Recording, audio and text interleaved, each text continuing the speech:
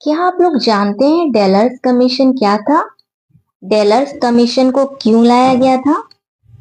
आज की इस वीडियो में हम बताएंगे कि डेलर्स कमीशन के बनने का क्या कारण था और डेलर्स कमीशन के चार स्तंभ क्या क्या है। तो चलिए स्टार्ट करते हैं आज की वीडियो। डेलर्स कमीशन क्या था? डेलर्स कमीशन का परिचय। डेलर्स कमीशन को यूनेस्को के द्वारा लाया गया था और यूनेस्को ने 1993 ईस्वी में फ्रांस के जैक्स डेलोर की अध्यक्षता में 21वीं सदी के लिए शिक्षा पर अंतर्राष्ट्रीय आयोग की नियुक्ति की। डेलर्स कमीशन को 1996 ईस्वी में लाया गया था और इसका शीर्षक रखा गया सीखना आंतरिक खजाना। डेलर्स कमीशन का जो शीर्षक रखा गया वो था सीखना आंतरिक खजाना।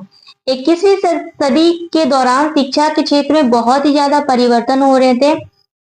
तकनीकी विकास बहुत तेजी से हो रहा था और इसी को देखते हुए डेलर्स आयोग का गठन किया गया था और जिसको कि जीन जैक्स डेलर्स की अध्यक्षता में एक आयोग का गठन किया गया था और इसमें 14 देशों के सदस्य शामिल हुए थे और हमारे भारत देश से भी डॉक्टर कर्ण सिंह इसमें शामिल थे। तो डेलर्स कमीशन को 1996 ईस्वी में लाया गया और जो इसका शीर्षक था वो रखा गया सीखना आंतरिक खजाना। सीखना आंतरिक खजाना इसका शीर्षक को रखा गया था।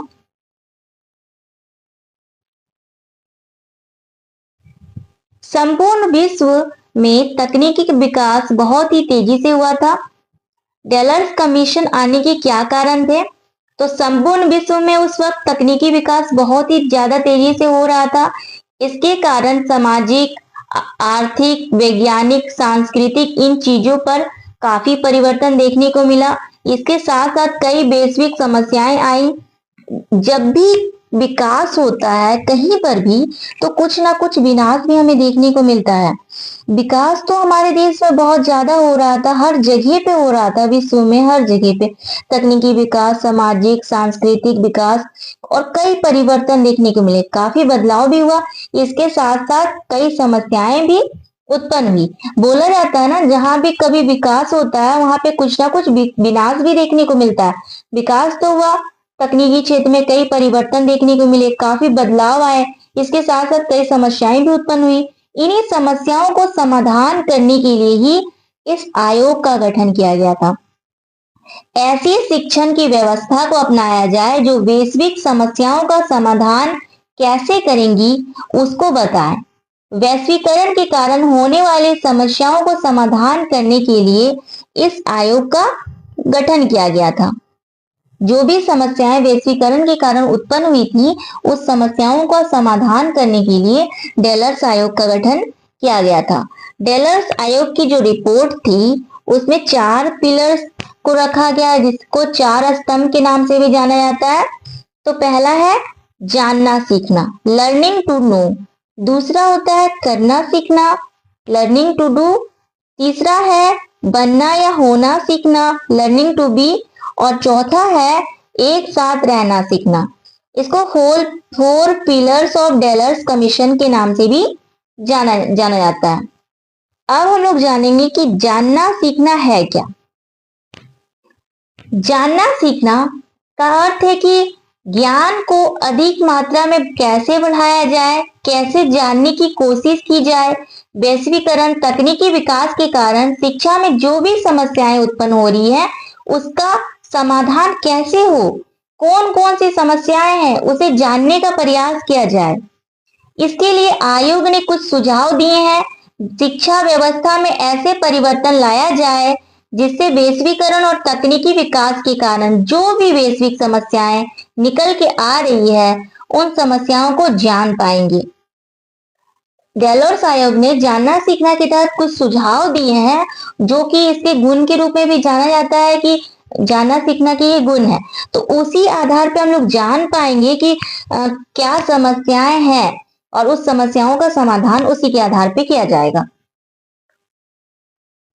उसके लिए बच्चों में विशिष्ट गुणों का विकास किया जाएगा और इसके सुझाव जानना सीखना के तहत जो सुझाव दिया गया उसमें सर्वप्रथम था अवलोकन। सबसे पहला पॉइंट है अवलोकन। अवलोकन का अर्थ होता है ऑब्जर्व करना, ऐसी शिक्षा व्यवस्था का विकास करना जिसमें बच्चों में अवलोकन शक्ति का विकास हो और वे किसी भी चीज को ऑब्जर्व कर सके। अवलोकन के तहत बोला गया कि हम लोग ऐसी शिक्षा की व्यवस्था लाएंगे जिसमें बच्चे क्या कर पाएंगे, अवलोकन कर पाएंगे, उसकी अवलोकन शक्ति का विकास होगा, अपने आसपास को देख के ऑब्जर्व कर पाएंगे और सीख पाएंगे। तो ऐसी शिक्षा की व्यवस्था की जाए। दूसरा है एकाग्र शक्ति का विकास करना।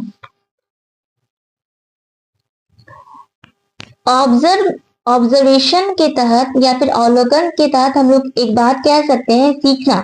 जैसे कि ब्लैक बोर्ड पे हम लोग कभी भी कभी क्या करते हैं, बहुत कुछ लिख देते हैं, तो उसमें से बच्चे सीख पा रहे हैं या फिर आपकी बातों को नोटिस कर रहे हैं या नहीं कर रहे हैं, तो 1 से 2 बार आपको क्या करना चाहिए, वहां गलत भी लिखना चाहिए।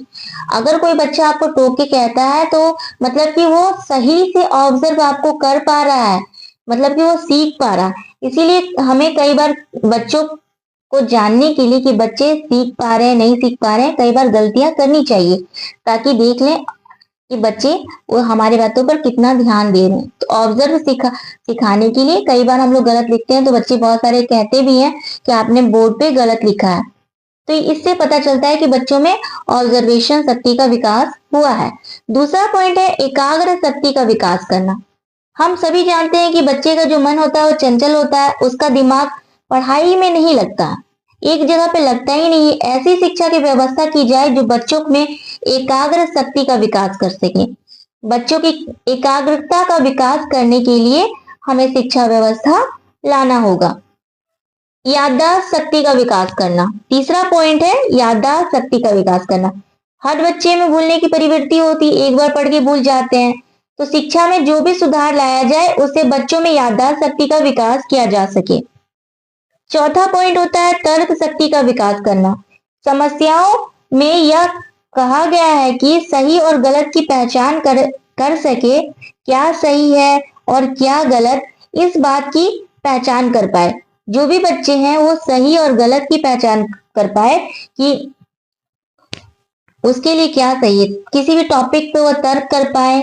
तर्क शक्ति का विकास होता है तो वे निर्णय ले पाएंगे क्या सही है उसके लिए और क्या सही नहीं है। तो तर्क शक्ति का विकास करना चाहिए, इसीलिए ऐसे शिक्षा की व्यवस्था लानी चाहिए जो बच्चों में तर्क शक्ति का विकास करे। चिंतन शक्ति का विकास करना। बच्चे में चिंतन शक्ति का विकास हो सके, कोई भी समस्या रही हो उसका समाधान कैसे हो उसके बारे में बच्चे चिंतन कर पाए। बच्चों में चिंतन शक्ति का विकास किया जा सके, कोई भी समस्या के समाधान के लिए उसको उस टॉपिक पे चिंतन करने का अवसर देना चाहिए ताकि बच्चे में चिंतन शक्ति का विकास हो सके। उसके बाद आता है करना सीखना। निदान करने पर बात करता है ये कि बच्चे में अब क्या क्या कमी है उस पर निदान करता है। जब समस्याओं का पता चल जाता है तो उसका निदान कैसे किया जाए इस पर बात करता है। समस्याओं के निदान के लिए कौशल का होना बहुत ही ज्यादा महत्वपूर्ण है। अगर उसमें कौशल होता है तो ही समस्याओं से निपट पाएगा। यह कौशल विकास, क्षमता का विकास करना, जीवन कौशल, व्यक्तित्व गुण, योग्यता और दृष्टिकोण के माध्यम से ज्ञान और सिखाने को अभिनव रूप में व्यवहार में लाने का वर्णन करता है। अभिनव रूप से व्यवहार में लाने का वर्णन करता है। करना सीखने में उन कौशलों का अधिग्रहण शामिल है जो अक्सर व्यावसायिक सफलता से जुड़े होते हैं। जैसे कि एग्जाम्पल के तौर पर अगर हम देखें, अगर बच्चे को कोई चैप्टर समझ में नहीं आ रहा है तो शिक्षक तो ट्रेनिंग किए हुए रहते हैं, उन्हें पता होता है कि कौन कौन से शिक्षण के कौशल होते हैं, कौन कौन से शिक्षण की विधियां हैं, कौन कौन सी शिक्षण के सूत्र हैं, तो उनका प्रयोग करके बच्चों को पाठ को पढ़ाया जाए ताकि बच्चे समझ पाए। कौशल से तात्पर्य होता है किसी भी काम को करने की क्षमता या निपुणता हासिल करना या तो दक्षता हासिल करना। अगर किसी काम को करने में उसमें निपुणता हासिल हो जाती है तो किसी भी काम को हम भली भांति ढंग से कर पाते हैं, तो उसमें कौशल का विकास हो पाता है, उस चीज का उसको कौशल प्राप्त करते हैं। डेलर्स कमीशन का कहना था कि जो भी समस्याएं उनके सामने आ रही है उसके समाधान के लिए बच्चों में कौशल का विकास होना बहुत ही ज्यादा जरूरी है। तो इसके लिए उन्होंने कुछ पॉइंट्स बताए हैं। पहला है सामाजिक व्यवहार का विकास करना। सामाजिक व्यवहार का विकास में जब बच्चों को सामाजिक कौशल का विकास नहीं हो पाता है तो समाज में जीवन यापन नहीं कर पाते हैं। जीवन यापन नहीं कर पाते हैं, ये कौशल बहुत ही ज्यादा जरूरी होता है ताकि बच्चे अपनी जिंदगी को बेहतर ढंग से जी पाए। तो सामाजिक कौशल का विकास होना बहुत ही ज्यादा जरूरी है।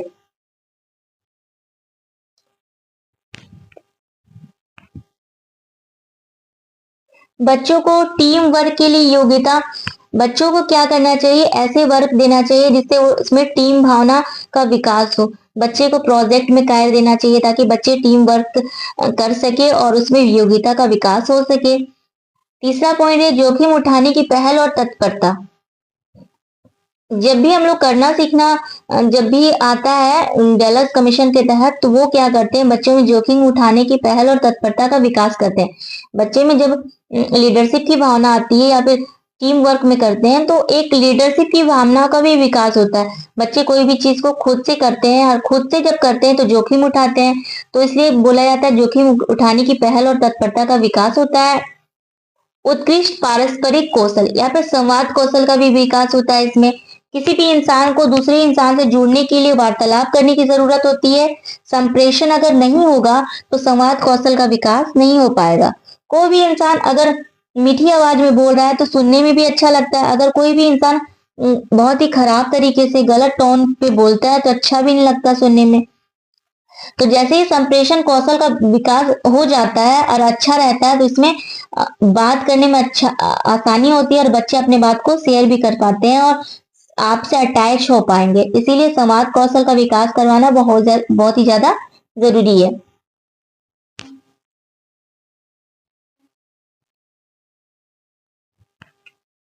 उसके बाद आता है काम करने के कौशल का विकास।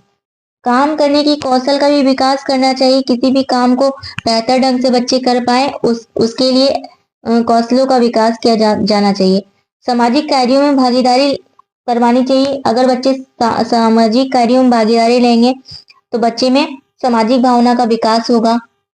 सामूहिक कौशल का भी विकास होता है। सामूहिक कौशल का कैसे विकास होता है, ऐसे काम जो कि समूह में किया जाए। जैसे कि अभी मैंने बताया कि प्रोजेक्ट अगर करना हो तो समूह में करवाइएगा, तो टीम वर्क की भावना का विकास होता है। काम के प्रति सम्मान का विकास। जब भी हम लोग काम करने देते हैं खुद से तो बच्चा खुद से करके सीखता है, तो उसके प्रति सम्मान की भावना का भी विकास होता है। व्यक्तित्व का विकास, बच्चे में व्यक्तित्व का भी विकास होता है। अगर आप किसी व्यक्ति से मिले और उसका अच्छा व्यवहार आपको अच्छा लगता है तो आप उससे दोस्ती करना चाहेंगे। अगर किसी का व्यवहार आपको अच्छा नहीं लगता है तो आप में व्यवहारिक कौशल का विकास नहीं होगा, आप में व्यक्तित्व कौशल का विकास नहीं होगा। उसके बाद है शारीरिक विकास और स्वस्थ जीवन। बच्चे को जब भी हम कुछ करवाते हैं तो उसमें क्या होता है, उसका जीवन का शारीरिक विकास भी होता है और स्वस्थ जीवन वो जी पाते हैं। व्यवसायिक कौशल का फिर विकास है। बच्चे को जब हम लोग कुछ करने देते हैं या फिर करना सिखाते हैं, करके सीखने का मौका देते हैं, तो उसमें व्यवसायिक कौशल का भी विकास होता है। इसके अलावा अगर बात करें तो सैद्धांतिक ज्ञान का व्यवहारिक ज्ञान में समन्वय कर पाते हैं। बहुत सारे ज्ञान अभी भी सैद्धांतिक रूप में है, उसे व्यवहार में नहीं लाया जा सका है।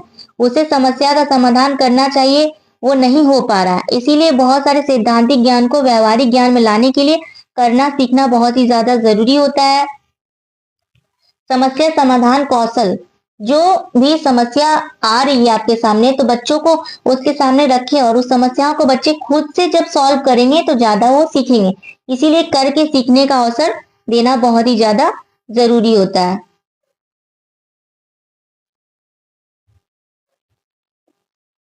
अब हम लोग जानेंगे होना सीखना या बनना सीखना।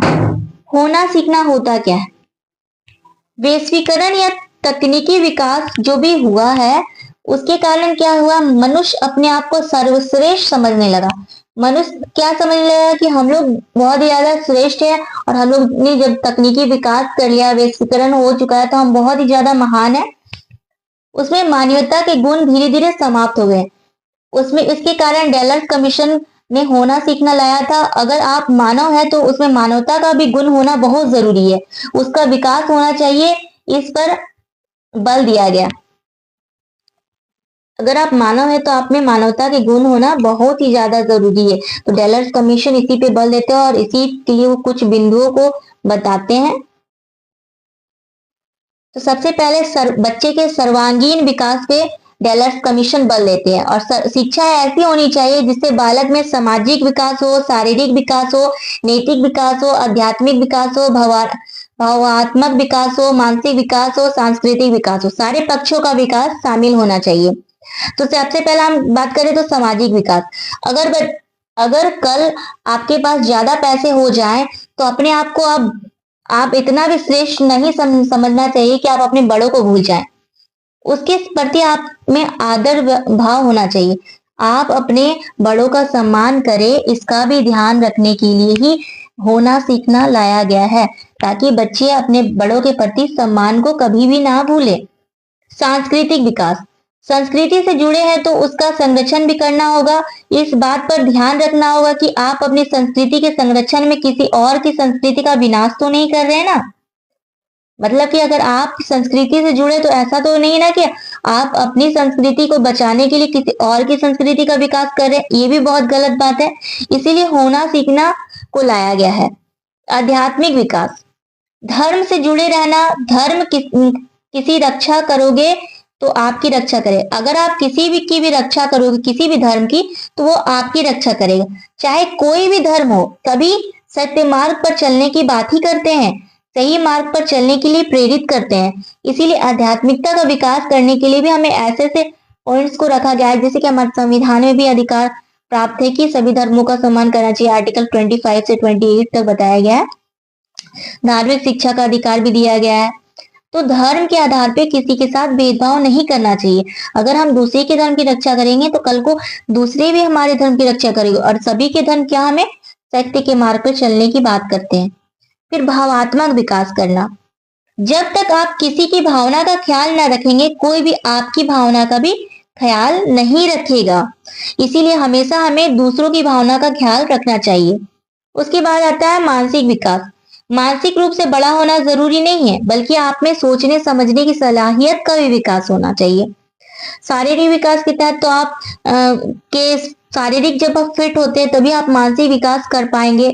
इसीलिए शारीरिक विकास के तहत व्यायाम वगैरह हमारे सब्जेक्ट में शामिल किया गया है। खेलकूद को भी रखा गया है ताकि आपका शारीरिक विकास सही ढंग से हो पाए। उसके बाद आता है स्वयं निर्णय लेने का विकास करना। दूसरा पॉइंट है, पहला पॉइंट था सर्वांगीण विकास करना, दूसरा पॉइंट है खुद से निर्णय लेने का विकास करना। जब भी बच्चों में बच्चे निर्णय खुद ले पाए, इसका विकास हो। बहुत से ऐसे बात होते हैं कि दूसरों की जिम्मेदारी होती है कि कोई दूसरा हमारे लिए निर्णय ले लेगा, वही काम को हम करेंगे। हमेशा हम डिपेंडेंट किसी और पे आश्रित रहते हैं। इस बात का ध्यान रखना चाहिए कि बच्चे खुद से निर्णय ले पाए। कोई भी समस्या उसके सामने आ रही हो तो उसको एक सही गलत की पहचान होनी चाहिए और इसके लिए वो खुद निर्णय ले पाए, इसकी क्षमता का विकास होना चाहिए। तीसरा पॉइंट होता है आलोचनात्मक चिंतन का विकास होना। किसी भी प्रकार की योजना ला करके उस पर थोपना नहीं चाहिए, बल्कि वो आलोचना कर पाए। स्वीकार करने से पहले क्या सही है और क्या गलत, उस पर विचार करना बहुत ही ज्यादा जरूरी होता है। आलोचना करने से क्या होता है, उसमें आलोचनात्मक चिंतन का विकास होता है। कोई भी टॉपिक है तो बच्चों से आलोचनात्मक, आप लोगों ने देखा होगा क्वेश्चन आते हैं कि किसी भी चीज के बारे में आलोचना करना है। जैसे राज्यसभा है तो उसके बारे में उसके गुण दोष को बताते हुए उसके आलोचनात्मक विवरण प्रस्तुत करें। तो इस तरह का क्वेश्चन क्यों दिया रहा, ताकि आपको पता चले राज्यसभा आपके लिए कितनी जरूरी थी, कितना उससे नुकसान हुआ, कितना आपका फायदा हो रहा, कौन कौन से वैज्ञानिकों ने उसकी आलोचनाएं की हैं। तो इससे आपके माइंड का विकास होता है और आप सही और गलत को समझ सकते हैं।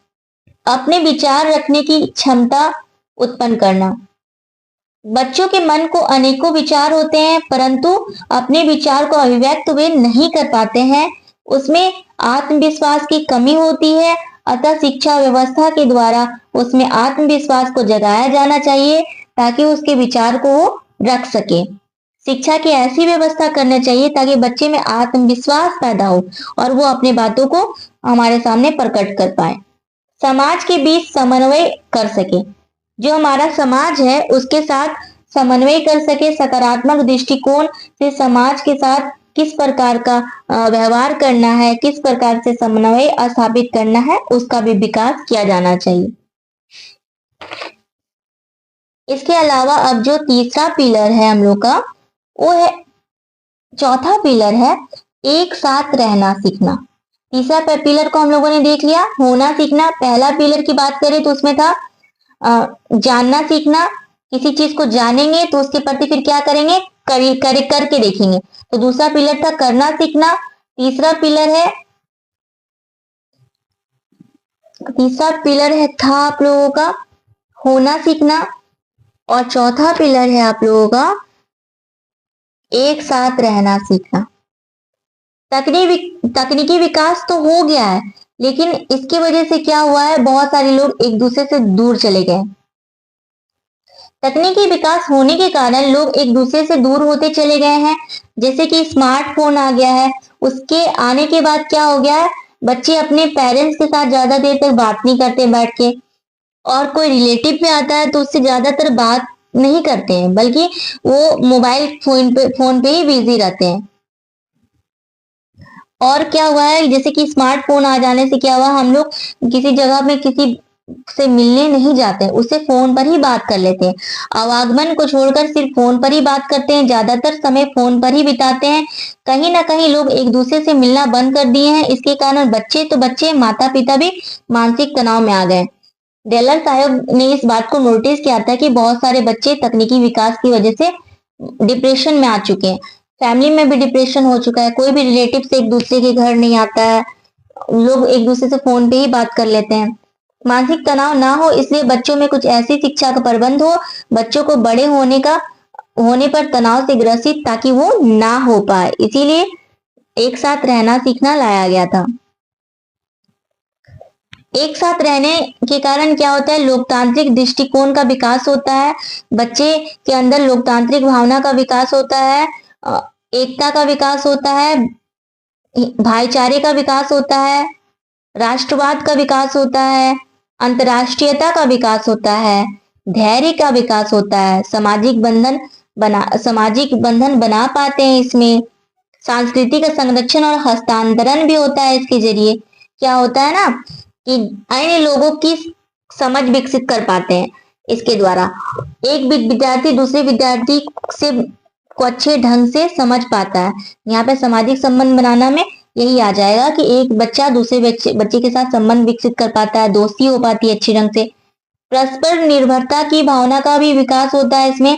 एक दूसरे पर निर्भर रहने से बच्चे को शिक्षा देनी चाहिए कि अगर कोई बच्चा, जैसे कि एग्जाम्पल के तौर पर जाने की, कोई बच्चा पेन या पेंसिल भूल गया है तो दूसरे साथी अगर लेके आए तो उसको घमंड नहीं करना चाहिए कि हम उसे नहीं मांगेंगे, बल्कि भाईचारे की भावना का विकास होना चाहिए, और साथ ही साथ मिलकर कार्य कर सके, सहयोग की भावना का भी विकास होना चाहिए इसमें।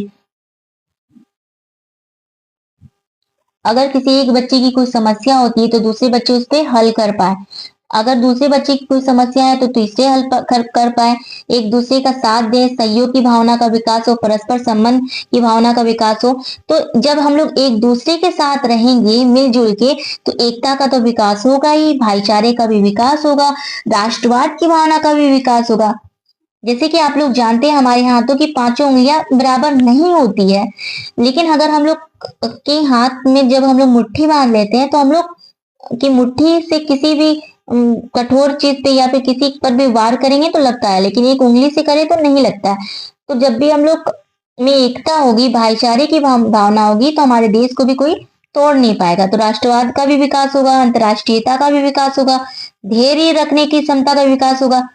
एक साथ रहेंगे तो उसकी बात को सुनेंगे, हमारे अंदर पेशेंस की भावना का विकास होगा, सामाजिक बंधन बनेंगे, जिम्मेदारी का भी विकास होगा। अब हम लोग जानेंगे डेलर्स कमीशन की क्या क्या सीमाएं थी, इसके विषय में जानेंगे। वैश्वीकरण, पहली सीमाएं है वैश्वीकरण। हर क्षेत्र में वैश्वीकरण हुआ ये तो जरूरी नहीं ना है। 20वीं शताब्दी में वैश्वीकरण स्टार्ट हो चुका था और बहुत से देशों ने वैश्वीकरण को अपनाया ही नहीं, उसके यहाँ कोई समस्या उत्पन्न नहीं हुई, अतः जिन देशों ने वैश्वीकरण को धीमी गति से अपनाया तो उसके लिए डेलर्स आयोग लाभदायक नहीं था। अब जहां पे वैश्वीकरण हुआ ही नहीं है, वहां के लोगों ने तो डेलर्स आयोग की बात को नहीं सुना, वहां के लिए तो लाभदायक था ही नहीं। दूसरा पॉइंट है तकनीकी विकास। सभी देशों में तकनीकी विकास के भिन्न भिन्न स्तर है, कहीं पर ज्यादा हुआ है तो कहीं पे कम हुआ है। इसे तकनीकी विकास सभी क्षेत्रों में एक समान नहीं हुआ है, अतः डेलर्स कमीशन सभी देशों के लिए कारागार नहीं था। अब तीसरा पॉइंट है सदस्य। जैसा कि मैंने शुरू में बताया था कि इसमें 14 देश के सदस्य शामिल थे और भारत के कौन शामिल थे? कर्ण सिंह शामिल थे। 14 देशों के अलावा भी बहुत सारे हमारे देश हैं इस दुनिया में, उनके सदस्य शामिल नहीं हो पाए तो उनके लिए डेलर्स कमीशन को मतलब कि नहीं अपनाया गया। तो ये भी एक प्रकार की सीमा थी। उन लोगों ने कहा कि जब हमारे देश में तो हमारे देश के लोगों को तो शामिल किया ही नहीं है क्या, तो हम लोग डेलर्स कमीशन की बात को क्यों माने। शिक्षा, चौथा पॉइंट है शिक्षा। शिक्षा का स्तर हर जगह पे एक जैसा नहीं है, कहीं पर बहुत ही अच्छा है तो कहीं पर खराब भी है। शिक्षा व्यवस्था जिन देशों में खराब है उनके लिए डेलर्स कमीशन कोई काम का नहीं है। ऐसे देशों में तो प्राथमिक शिक्षा की सुविधा ही वे दे नहीं पा रहे, तो डेलर्स कमीशन के अनुसार क्या शिक्षा दे पाएंगे, ये भी तो एक चुनौती की ही बात है। पांचवा पॉइंट है शैक्षिक संसाधन या शैक्षिक संस्थान। कई देशों में अपनी शिक्षण पद्धतियां हैं, ऐसे में डेलर्स कमीशन को अनदेखा कर देंगे। वे विभिन्न देशों में अपने अपने संस्कृति के अनुसार शिक्षण की व्यवस्था की गई है। ये विधि शिक्षण संस्थान काम कर रहा है, यहाँ पर डेलर्स कमीशन काम नहीं आएगा। अतः हमने देखा आज डेलर्स कमीशन क्या था, उसके 4 स्तंभ, उसके चारों स्तंभ के इंपॉर्टेंस को देखा हमने, और साथ ही साथ डेलर्स कमीशन की सीमाएं। उम्मीद करती हूँ आपको ये वीडियो पसंद आया होगा। अगर आपको और भी कोई टॉपिक के बारे में जानना है तो आप कमेंट कर सकते हैं। जिस भी टॉपिक पे आपको दिक्कत हो तो आप कमेंट कर सकते हैं। आज के लिए बस इतना ही, धन्यवाद।